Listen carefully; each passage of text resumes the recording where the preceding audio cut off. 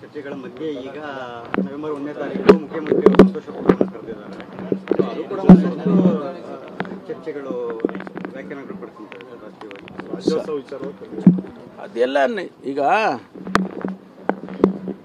November 1ನೇ ತಾರೀಕು ಕನ್ನಡ ರಾಜ್ಯೋತ್ಸವ. ಕನ್ನಡ ರಾಜ್ಯೋತ್ಸವ ಆಚರಣೆ ಮಾಡುವಾಗ 4 ಜನ ಕರೆದು ಅವರಿಗೆ ಒಂದು ಊಟ ಹಾಕಿದ್ರು ಅಂದರೆ ಅದು ಒಂದು ದೊಡ್ಡ ಬೆಳವಣಿಗೆ, ರಾಜಕೀಯವಾಗಿ ಬೆಳವಣಿಗೆ ಅಂತ ವಿಶ್ಲೇಷಣೆ ಮಾಡೋದಾದರೆ ಗೊತ್ತಿಲ್ಲಪ್ಪ ನನಗೆ.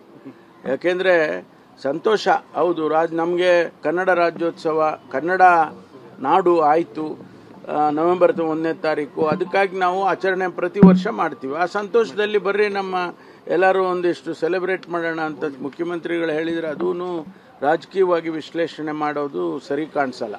ಸರ್, ಈಗ ನೀವು ಕೂಡ ಹಿರಿಯರಿದ್ದೀರಿ, ಹೈಕಮಾಂಡ್ ಜೊತೆ ನೇರವಾಗಿ ಸಂಪರ್ಕ ಇರೋದ್ರಿ, ಯಾವುದೇ ರೀತಿ ಶಫಲ್ಲೋ ಈ ರೀತಿ ಮಾಹಿತಿ ಇಲ್ವಾ ಸರ್? ನನಗೆ ಯಾರು ಹೇಳಿಲ್ಲಪ್ಪ. ನನಗೆ ಯಾರೂ ಕೂಡ ಹೈಕಮಾಂಡ್ನಿಂದ ಇಲ್ಲಿಯವರೆಗೆ ಇಂಡಿಕೇಟ್ ಮಾಡೋದು ಅಂತಾರಲ್ಲ, ಅದು ಕೂಡ ಇಲ್ಲ. ಹೌದು, ನಾವು ಮೋಸ್ಟ್ ಪ್ರಾಬಬ್ಲಿ ನಾವು ಇಂಥ ತಿಂಗಳಲ್ಲಿ ರಿಶಫಲ್ ಮಾಡ್ಬೋದು ಅಂತ ಅವ್ರು ಯಾರು ಹೇಳಿದರೆ ಅವಾಗ ನಾವು ಕೂಡ ಊಹೆ ಮಾಡ್ಬೋದು, ಹೌದೌದು ಮಾಡ್ತಾರೆ ಅಂಥದ್ದೇನು ಸ್ಪೆಕ್ಯುಲೇಷನ್ ಸ್ಟಾರ್ಟ್ ಆಗುತ್ತೆ. ಇವರು ಡ್ರಾಪ್ ಮಾಡ್ತಾರೆ, ಅವ್ರನ್ನ ತೊಗೊಳ್ತಾರೆ ಅಂತ ಎಕ್ಸಸೈಸ್ ಎಲ್ಲ ನಡೀತಾ ಇರ್ತದೆ.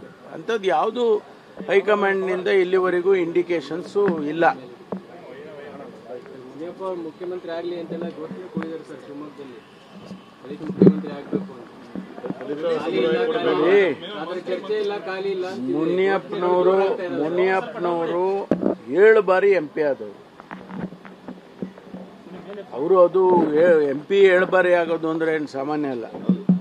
ಅವರು ಹಿರಿಯರಿದ್ದಾರೆ. ಮತ್ತು ಅವರು ಕೇಂದ್ರದಲ್ಲಿ ಸಚಿವರಾಗಿದ್ದವರು.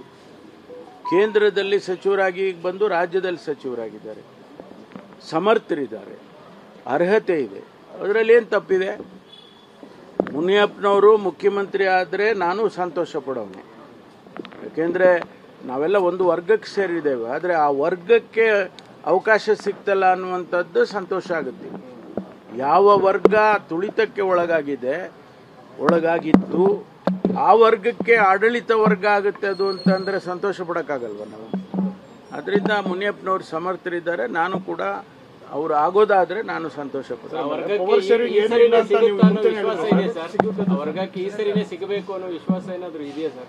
ಅಲ್ಲ, ಅದು ನಾನು ಹೇಳಿದ್ನಲ್ಲ, ಇದೆಲ್ಲ ನಮಗೆ ಕಾಂಗ್ರೆಸ್ ಪಕ್ಷದಲ್ಲಿ ತೀರ್ಮಾನ ಮಾಡೋರು ಯಾರು ನಿಮಗೂ ಗೊತ್ತಿದೆ.